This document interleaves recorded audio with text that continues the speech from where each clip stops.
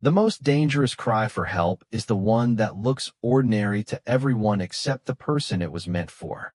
I used to believe the hardest part of my life was growing up in a house where I never seemed good enough. My parents had a way of making every mistake I made feel permanent, while every success somehow belonged to luck instead of effort. If I earned an A on an exam, they asked why it was not an A+.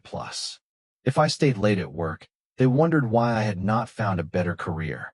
If I offered to help around the house, they reminded me that my older brother had already done everything before I even arrived.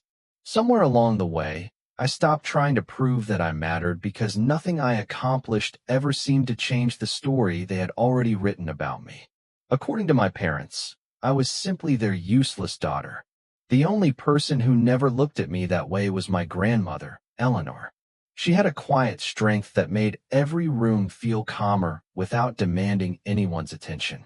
When I was little, she taught me how to bake apple pie from scratch, how to grow tomatoes in old wooden planters behind her house, and how to find comfort in silence instead of fearing it. More importantly, she taught me to notice the little things that everyone else ignored. She used to tell me that people often spoke the loudest when they were unable to use their voices. Back then I thought she was simply sharing another one of her thoughtful life lessons. I never imagined those words would become the reason I would one day question everything I believed about my own family. My grandmother had always loved crossword puzzles, secret notes, and harmless little games that made ordinary afternoons feel like adventures. During summer vacations, she invented tiny codes for us to use whenever we wanted to surprise each other. Some were silly. Others were practical. She said every family should have a way to ask for help without frightening everyone around them. We laughed about it for years, and eventually life became busy enough that those childhood games faded into distant memories. I was 24 now, working full-time at a small marketing agency outside Chicago, renting a modest apartment, and doing my best to build a life that belonged to me instead of the version my parents constantly criticized. I still visited my grandmother every Sunday afternoon whenever she felt well enough for company. She always insisted on making fresh lemonade, even if I offered to bring coffee instead. She said lemonade reminded her that sweet things were worth waiting for. 3 days before everything changed, I noticed something unusual. My mother canceled our regular Sunday visit. She said Grandma was tired and needed more rest. My father agreed almost too quickly, telling me I should stop worrying because older people simply slowed down with age. Something about the conversation felt rehearsed, but I convinced myself I was imagining things. After all, I wanted to believe my parents this time. Then came Wednesday afternoon. I was halfway through answering client emails when my phone vibrated across my desk. I glanced down expecting another work notification. Instead, I saw my grandmother's name. A smile crossed my face before I even opened the message. It disappeared almost immediately. There were only 3 characters on the screen. Nothing else. No greeting. No explanation. No signature. Just 3 simple letters that looked meaningless to anyone else. My heart stopped for a moment because I recognized them instantly. They were not random. They were not a typing mistake. They were not an accidental text from an elderly woman struggling with technology. They were part of the emergency code my grandmother had created when I was 10 years old. She once told me that if I ever received those exact 3 letters from her, I was never supposed to ask questions through text messages. I was supposed to come find her as quickly as I could because it meant she could not safely explain what was wrong. My hand started shaking so badly I nearly dropped my phone. I called her immediately. The call rang once before going straight to voicemail. I tried again. The same thing happened. Then again. Still nothing. A cold feeling settled in my chest as I stared at the message for what felt like forever. Less than 2 minutes later, the entire conversation disappeared from my screen because her phone suddenly showed as offline. That was the exact moment I realized someone desperately wanted my grandmother to stay silent, and somehow she had found one last way to make sure I heard her anyway. For the rest of that afternoon, I stared at those 3 letters so many times that I could have traced them with my eyes closed. Every logical explanation I tried to invent fell apart within seconds because none of them matched the woman I had known my entire life. My grandmother had never sent random messages. She checked every word before pressing send, and she always signed her text with a small red heart because she once said every goodbye deserved kindness. This message had no heart. It had no greeting. It had only the emergency code we created together years ago, and that single difference was enough to convince me that something was terribly wrong. I called her again during my drive home. Straight to voicemail. I tried the house phone next. No answer. I even called her favorite neighbor, Mrs. Henderson, but the call went unanswered because she was volunteering at the local library every Wednesday afternoon. By the time I reached my apartment, my hands were trembling with a mixture of fear and confusion. I dropped my purse onto the kitchen counter without turning on the lights and dialed my mother's number. She answered on the third ring with a voice that sounded almost too calm. "Emily, I am making dinner. Can this wait?" I took a slow breath. "I just got a strange text from Grandma. I cannot reach her." There was a brief pause before she answered. She probably pressed the wrong buttons again. You know how these phones confuse her. I frowned. "Mom, she sent me something that was not random." "Emily," she interrupted with a tired sigh, "your grandmother has been forgetting things lately. The doctor said that could happen." Something inside me tightened immediately. "What doctor?" Another pause. "The family doctor." "Since when?" "A few weeks." I closed my eyes. My mother always answered questions quickly unless she was choosing her words. Today, every answer arrived one careful sentence at a time. "Why? Did nobody tell me she had an appointment?" I asked. "Because there was nothing to worry about," she replied. "You already have enough stress with work." Before I could ask another question, my father joined the call on speaker. His voice carried the familiar tone that had ended arguments throughout my childhood. "Emily, stop imagining problems that do not exist. Your grandmother needs rest, not excitement. Give her a day or two." I leaned against the kitchen counter. She asked me for help. My father laughed softly, but there was no warmth in it. "She sent 3 letters. That is not asking for help." My heart sank because he had answered too specifically. I had never told him how many letters were in the message. Silence filled the line for several seconds before he spoke again. "You have always been too emotional. That is why you misunderstand simple situations." Those words should not have hurt anymore. I had heard different versions of them my entire life. Yet hearing them now felt different because for the first time I realized they were not trying to reassure me. They were trying to make me doubt myself. After the call ended, I walked to the small bookshelf beside my living room window and searched through an old storage box filled with childhood keepsakes. Beneath faded birthday cards and family photographs, I found a small spiral notebook covered in yellow construction paper. My grandmother had helped me decorate it when I was 10 years old. Across the front she had written in careful blue ink, "For clever eyes only." My fingers shook as I opened the notebook. Every page contained games, puzzles, invisible ink instructions, and little symbols that had once made rainy weekends unforgettable. Halfway through the notebook, I stopped breathing for a moment. There it was, a page titled Emergency Codes. Most of the signals were silly. One meant I had forgotten my lunch. Another meant surprise birthday plans. But one code was circled with a thick red marker. Underneath it, my grandmother had written, "If you ever receive this from me, do not answer with questions. Someone may be watching. Come to me. Trust your instincts, even if nobody else believes you." I looked back at my phone and compared the page with the message. Every letter matched perfectly. A chill ran through my entire body. Suddenly, every conversation from the past week replayed in my mind. My parents canceling Sunday lunch. Their refusal to let me visit. Their carefully chosen explanations.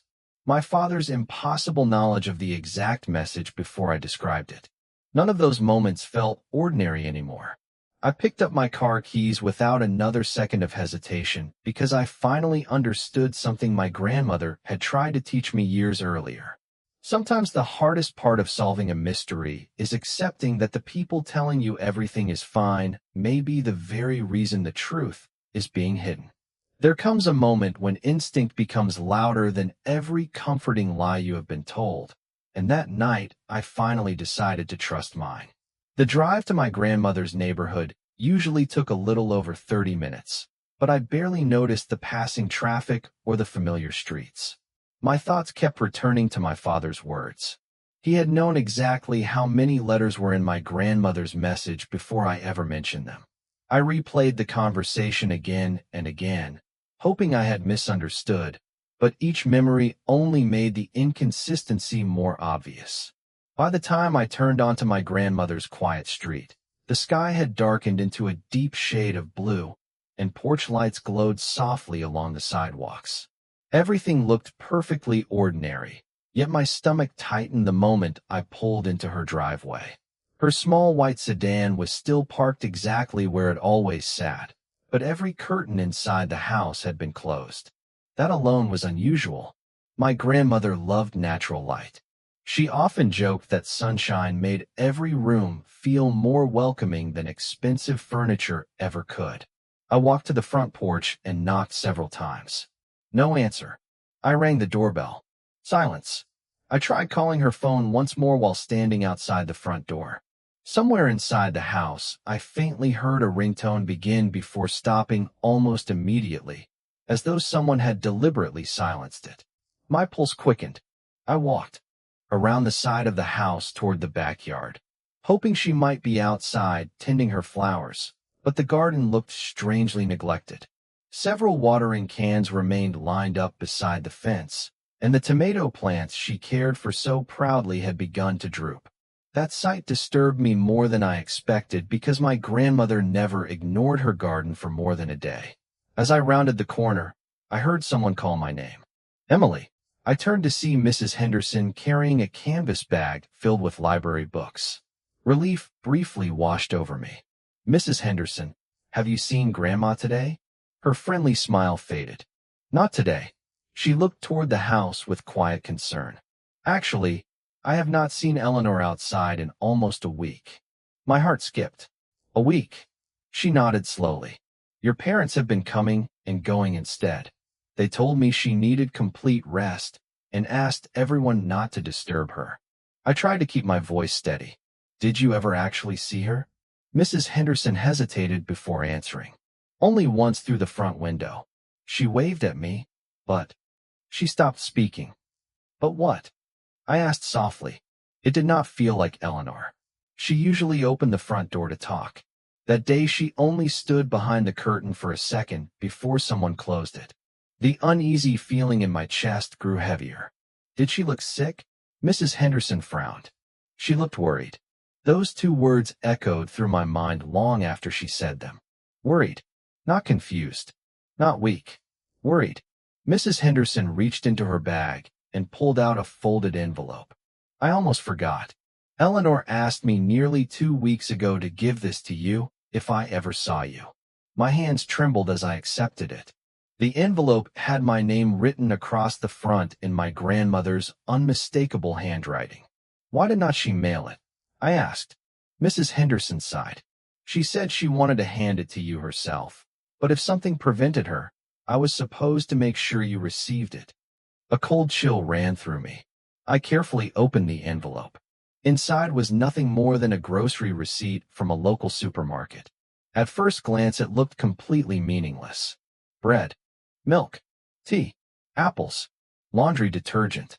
Then I noticed several items had tiny blue circles drawn beside them. My grandmother never marked grocery lists that way. I immediately recognized the same blue ink she always used for our childhood puzzles.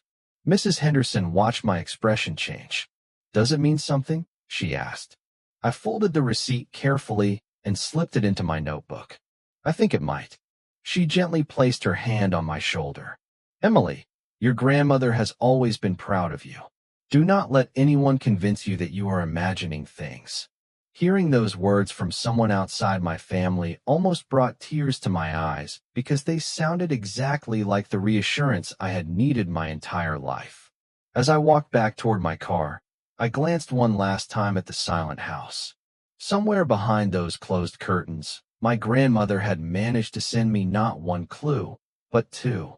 Whatever she was trying to tell me had started long before that mysterious text message, and for the first time I realized I was no longer searching for answers. I was following a trail she had carefully prepared, hoping I would be the only person who knew how to read it. I did not drive home that night. Instead, I parked beneath a streetlight a few blocks from my grandmother's house and spread everything across the passenger seat of my car. My childhood notebook rested beside the folded grocery receipt, while my phone displayed the mysterious three-letter message that had started all of this. For nearly an hour, I compared symbols, handwriting, and every strange little game my grandmother had ever taught me. She always believed that the safest secrets were hidden in plain sight, because most people never looked twice at ordinary things. Suddenly, I remembered one of her favorite lessons.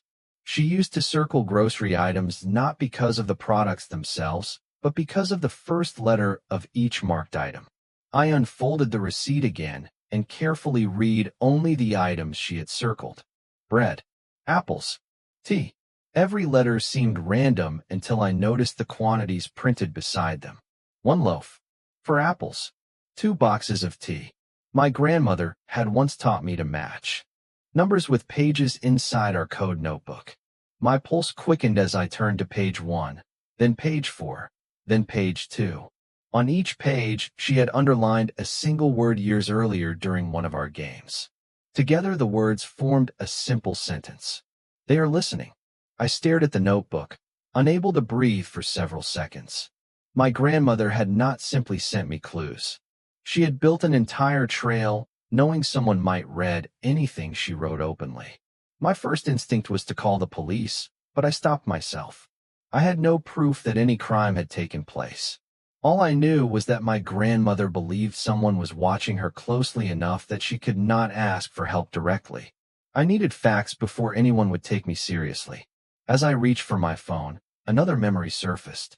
My grandmother had once introduced me to her attorney during a family picnic many years earlier.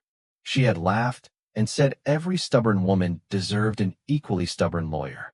I searched through my contacts, hoping I had saved his information after one of her birthday parties. To my surprise, his number was still there. It was nearly 9 o'clock at night, so I left a polite voicemail explaining that I needed to speak with him about my grandmother as soon as possible. I did not expect a response until the following morning. Less than 15 minutes later, my phone rang. Emily, a calm older voice asked. This is Daniel Foster. I received your message. Relief flooded through me. Thank you for calling back. I think something is wrong with my grandmother. He was quiet for a moment before answering. I was beginning to worry that you might say that. My grip tightened around the phone. What do you mean? Your grandmother attempted to schedule a private meeting with me twice during the past 2 weeks, he explained. Both appointments were canceled by someone claiming she was too ill to travel. She never mentioned that to me. That is exactly why I found it unusual, he replied. Eleanor has always preferred to speak for herself. I looked toward my grandmother's dark house in the distance. Did she tell you why she wanted to meet? No. She only insisted that. The discussion could not wait. My heart raced faster with every sentence. Do my parents know you were supposed to meet her? There was another brief silence. Your father contacted my office yesterday asking whether your grandmother had changed any legal documents recently. I froze. What did you tell him? Nothing. Attorney-client confidentiality applies even within families. I thanked him and promised to meet him at his office the next morning. After ending the call, I leaned back against the driver's seat and closed my eyes. The puzzle pieces were finally beginning to connect. My parents had isolated my grandmother, canceled her legal appointments, discouraged me from visiting, and somehow expected me to accept every explanation without question because that was the role they had assigned me my entire life. They believed I was too uncertain, too emotional, and too easily dismissed to notice the cracks in their story. They had underestimated the one lesson my grandmother spent years teaching me. Pay attention to what people try hardest to hide. As I started the engine and prepared to leave, I glanced once more toward the quiet house where the porch light remained glowing against the darkness. For the first time since receiving that message, fear was no longer the strongest feeling inside me. Determination had quietly taken its place, and I knew that whatever truth waited ahead, I was closer to it than anyone in my family realized. The next morning, I arrived at Daniel Foster's office 15 minutes early, but he was already waiting for me with 2 cups of coffee sitting on the conference table. The moment I walked inside, he stood, shook my hand warmly, and gave me the same reassuring smile I remembered from years ago. "You look just like your grandmother when she has made up her mind," he said quietly. Under different circumstances I might have smiled, but today those words only reminded me why I was there. I placed my notebook, the grocery receipt, and my phone on the table before explaining everything that had happened since receiving the message. He listened without interrupting, occasionally making a note on a yellow legal pad. When I finished, he folded his hands together and looked directly at me. "Emily, I cannot disclose confidential information simply because you are her granddaughter," he said carefully. "However, I can tell you something that may explain why your instincts are telling you this situation is unusual." My heart pounded as he reached into a locked cabinet and removed a sealed envelope with my grandmother's signature across the flap. Eleanor left instructions that if she became unreachable for more than 72 hours under suspicious circumstances, I was permitted to contact you. I stared at the envelope in disbelief. "She planned for this?" He nodded slowly. "Your grandmother was an exceptionally careful woman." He slid the envelope toward me, but did not open it. "This cannot be opened until I have legal confirmation that the conditions she described have been met. We are not there yet, but we are getting dangerously close." I swallowed hard. "Did she tell you what she was worried about?" He chose his next words with obvious caution.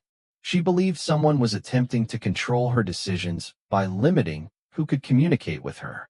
She specifically instructed me to make every reasonable effort to ensure she could speak privately before any important legal documents were changed." My stomach tightened. "Were any documents changed?" "No," he answered firmly, "because I refused every request that did not come directly from Eleanor herself." He then opened another folder containing appointment records. 2 meetings had been scheduled and canceled. Both cancellations came from my father's phone number. A third request had been made through my mother's email account asking whether powers of attorney could be updated without requiring my grandmother to travel to the office. Daniel had denied that request immediately. None of this proved anyone had committed a crime, but it painted a picture that was becoming impossible to ignore.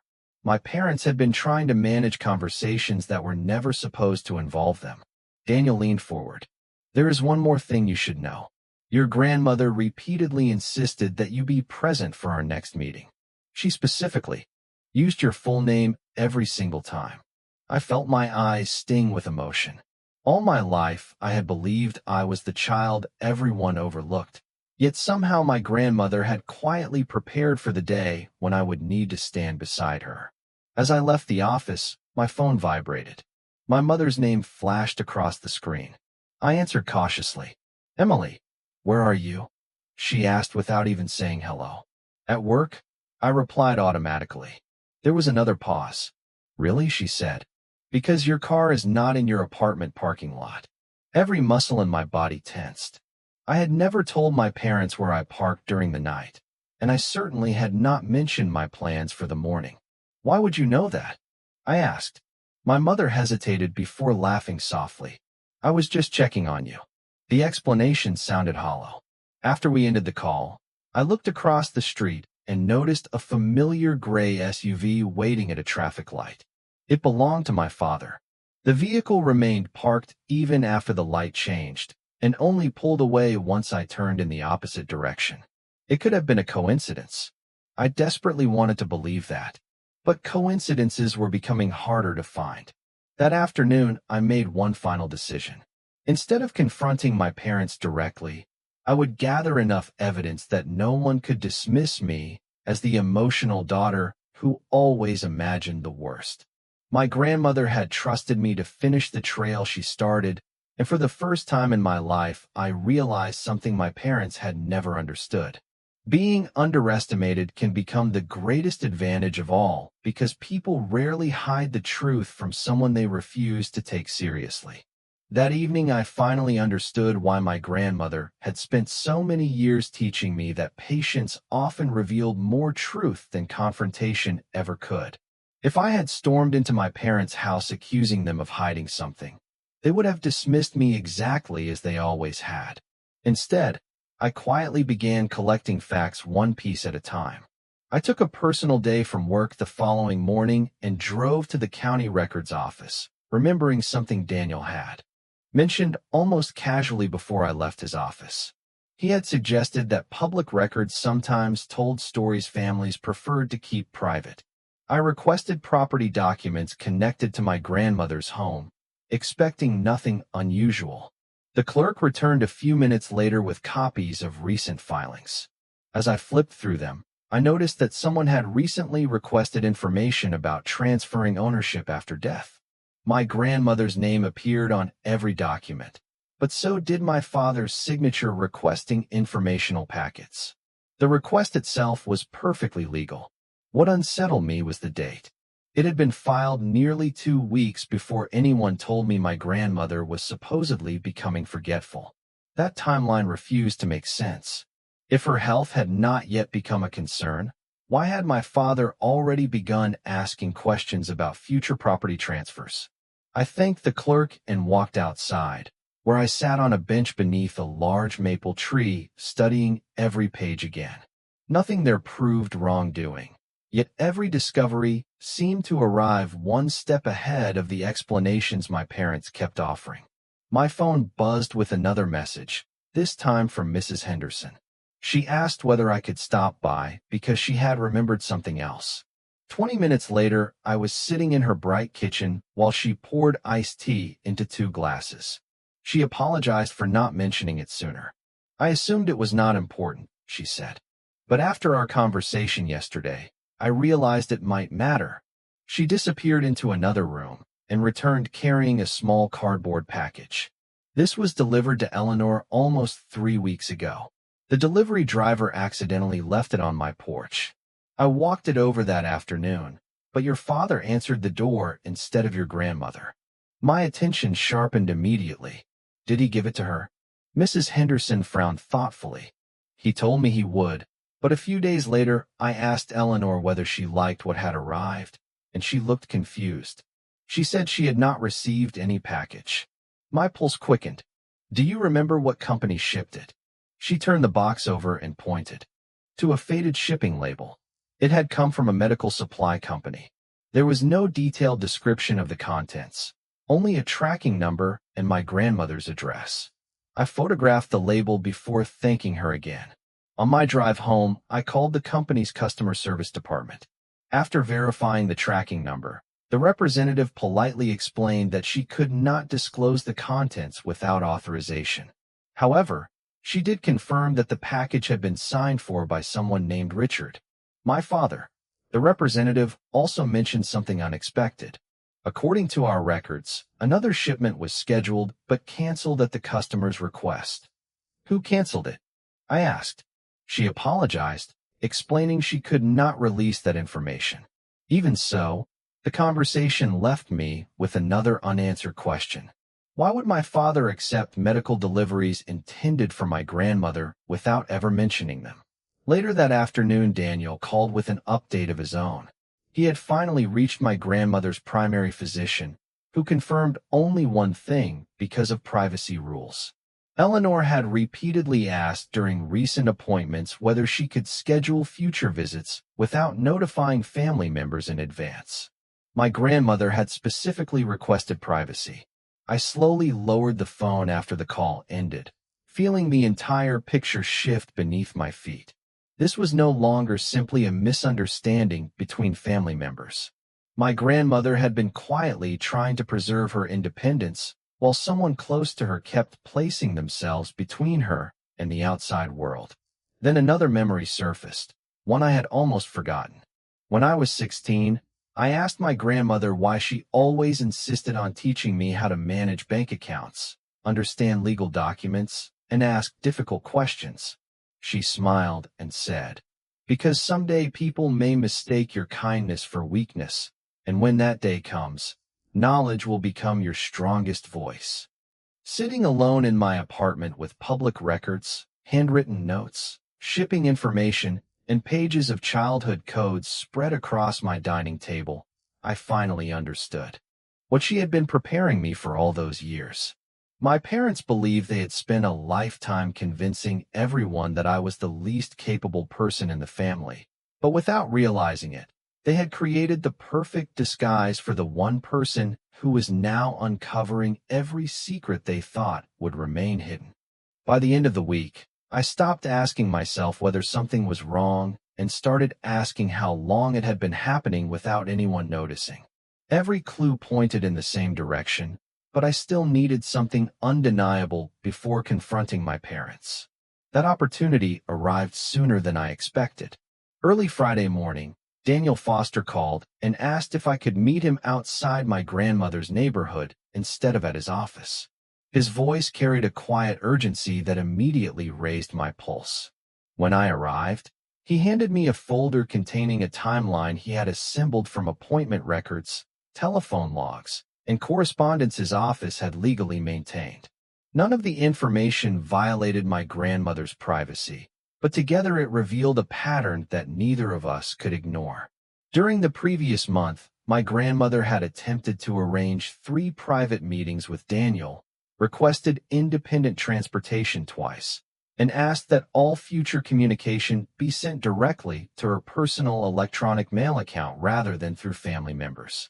Every attempt had somehow been interrupted before it could happen. Daniel looked at me thoughtfully before saying something that stayed with me. "Emily, your grandmother never sounded frightened. She sounded determined. There is an important difference." Those words changed the way I viewed everything. I had been imagining a helpless woman waiting to be rescued, but perhaps my grandmother had been quietly fighting to protect her own voice all along. We decided to make one more attempt to see her in person. Instead of going to the front door together, Daniel suggested we wait nearby while he called the house from an unfamiliar office number. If my grandmother answered, we would know she still had access to the telephone. If someone else intercepted the call, that would tell us something as well. He placed the call while we sat inside his parked car. After several rings, someone answered. It was my father. Daniel politely introduced himself and asked whether he could briefly speak with Eleanor Carter regarding a routine legal matter. My father immediately replied that she was sleeping and could not come to the phone. Daniel calmly asked whether she might be available later that afternoon. My father answered no just a little too quickly before adding that all future legal matters should be discussed through him because the family was handling everything. Daniel thanked him politely and ended the call without revealing that I was sitting beside him listening to every word. He slowly placed his phone on the dashboard and sighed. That is not how Eleanor instructed me to communicate with her. Before either of us spoke again, movement caught my eye across the street. The front curtain of my grandmother's living room shifted only an inch. For less than 2 seconds, I saw her standing beside the window. She looked tired, but she was standing upright, looking directly toward the street. Then, just as quickly, she disappeared from view. My heart raced. "She is awake," I whispered. She was just there. Daniel nodded quietly because he had seen her too. We remained parked for another several minutes, but the curtain never moved again. As I drove away, another realization settled over me. My parents had repeatedly described my grandmother as confused, exhausted, and unable to manage her affairs. Yet the woman I had just seen looked alert enough to notice a familiar car parked half a block away. That evening I returned to my apartment and carefully organized everything I had collected across my dining room table. The emergency text message, the childhood code book, the grocery receipt hiding another message, property records, shipping information, appointment cancellations, Daniel's timeline. Every document fit together like pieces of a puzzle my grandmother had started assembling long before I understood what she was trying to tell me. Then I noticed something I had overlooked from the very beginning. On the back cover of my childhood notebook, my grandmother had written a sentence in tiny blue handwriting that I had never bothered to read because I assumed it was part of another game. Under the desk lamp, the faded ink became clear. It read, "If you ever finish following the clues, remember that the truth is not the final goal. The truth only matters if it is heard by the right people." I read those words 3 times before quietly closing the notebook. At that moment, I knew collecting evidence was no longer enough. The time had come to place every piece in front of the people who could no longer dismiss me as the daughter who never understood anything, because the next conversation would determine not only my grandmother's future, but the future of my entire family. The following Monday morning, Daniel arranged a private meeting at my grandmother's home after reminding my parents that Eleanor had every legal right to speak with her attorney alone if she chose. He did not ask for permission. He simply informed them that he would be arriving to fulfill a previously requested consultation. I parked several houses away and watched his car pull into the driveway. 10 minutes later, my phone rang. It was Daniel. "Come to the front door," he said quietly. "Your grandmother has asked for you by name." My heart pounded as I walked up the familiar sidewalk that suddenly felt completely different from every visit I had made as a child. My father opened the door before I could knock. His expression shifted from surprise to irritation the moment he saw me. "Nobody invited you," he said. Before I could answer, Daniel stepped into the hallway holding a folder beneath his arm. "Actually, Eleanor did." My father looked ready to argue, but another voice interrupted from the living room. "Emily, sweetheart, come in." It was my grandmother. Hearing her steady voice nearly brought tears to my eyes. She was sitting comfortably in her favorite armchair beside the window where the afternoon sunlight always reached first. She looked thinner than I remembered, but her eyes were clear and focused. She smiled the same gentle smile that had comforted me throughout my childhood. I crossed the room and hugged her. Carefully, she squeezed my hand with surprising strength. "I knew you would understand the message," she whispered. I could barely speak. "I came as fast as I could." She nodded knowingly before looking toward Daniel. "Would you mind giving Emily and me a few minutes?" Daniel agreed, reminding everyone that the meeting remained protected by attorney-client privilege. My parents reluctantly stepped into the kitchen, leaving the living room unusually quiet. My grandmother reached for the small notebook resting beside her chair. It looked almost identical to the one she had given me years ago. "I hoped you would remember our codes," she said. "I never forgot them," I replied. She smiled softly. "Good. Because I needed a way to ask for help without creating panic." I finally asked the question that had haunted me for days. "Grandma, what has really been happening?" She took a slow breath before answering. "Your parents convinced themselves they were protecting me. They believed I could no longer manage my own affairs because I had become older and slower. Every decision they made began with good intentions, but somewhere along the way they stopped asking what I wanted." I listened without interrupting. They answered my telephone, canceled appointments they thought were unnecessary, filtered my mail, and insisted they were making life easier. Every time I objected, they told me I was simply forgetting things. She paused for a moment, her voice remaining calm rather than angry. "The problem was never my memory. The problem was that nobody listened when I said I was still capable of making my own choices." I felt an unexpected mixture of relief and sadness. The mystery had not hidden some shocking crime. Instead, it revealed something quieter but equally painful. My grandmother had slowly lost her independence because the people closest to her believed they knew better than she did. "Why did you not tell me sooner?" I asked. She smiled sadly. "Because they spent many years convincing you that your opinions carried less value than everyone else's. I knew if I simply complained, you might doubt yourself before believing me. Life when you trusted your own instincts completely." I looked down at the notebook in my hands. finally understanding why she had chosen our childhood codes instead of ordinary words. She had not been testing my intelligence. She had been rebuilding my confidence. A few minutes later, Daniel returned with several documents. My grandmother reviewed every page carefully before signing updated instructions confirming that all future legal, medical, and financial decisions required her direct approval unless she personally stated otherwise. She also added one additional request. If she ever became unable to communicate independently, Daniel was instructed to contact me immediately before anyone else. My parents quietly watched from across the room. Neither of them interrupted because for the first time, they were seeing the woman they thought needed someone to speak for her calmly reclaim her own voice. As I helped my grandmother organize the papers, she squeezed my hand once more and smiled. "The greatest gift I could ever leave you was never my house or my savings," she said softly. "It was teaching you that your voice has always been strong enough to protect someone you love, even when the whole world spent years convincing you otherwise." 6 months have passed since the day my grandmother quietly reclaimed the right to speak for herself, and sometimes I still think about how close I came to ignoring those 3 simple letters. Life did not transform overnight, and our family did not suddenly become perfect. Healing rarely happens that way. Instead, it arrived through dozens of small conversations, honest boundaries, and difficult moments that slowly rebuilt trust one choice at a time. My grandmother remained in her own home because that was exactly where she wanted to be. The difference was that every decision once again belonged to her.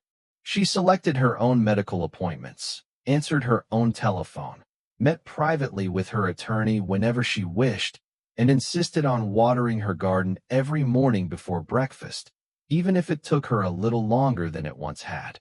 I visited every Sunday, just as I had before, except now nobody canceled those visits on my behalf. Sometimes we baked apple pies together. Sometimes we simply sat on the back porch with fresh lemonade while watching birds gather around the old maple tree. Those ordinary afternoons became more valuable than I had ever realized because they were built on something our family had nearly forgotten to protect: respect.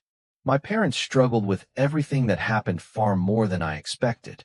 At first, they defended every decision they had made, insisting they had only wanted to keep my grandmother safe.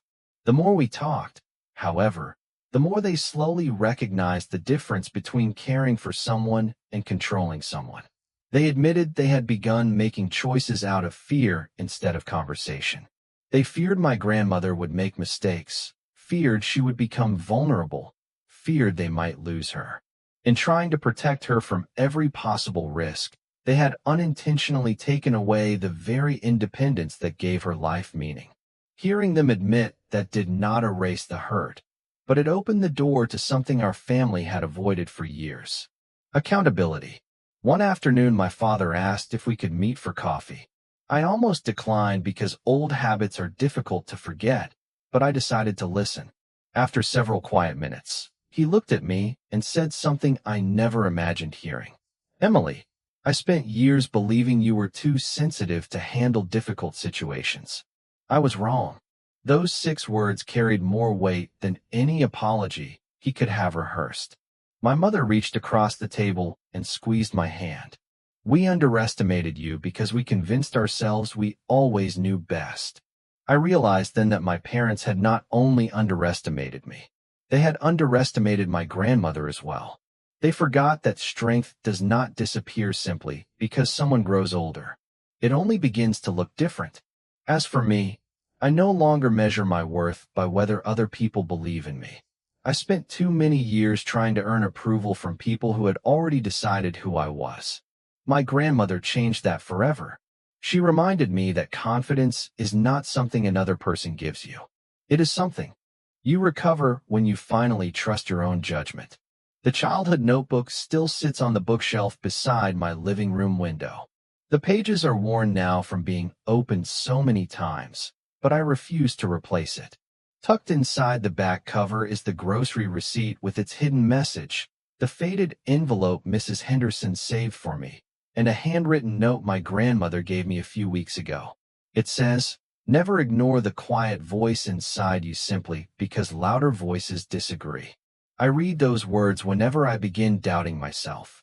Every once in a while my grandmother smiles and jokes that she hopes we never need another secret code again. I laugh with her, but deep inside I know those lessons were never really about puzzles or hidden messages.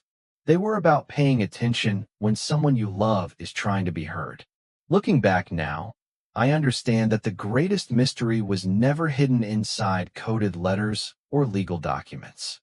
It was hidden inside the stories people repeated until everyone accepted them as truth.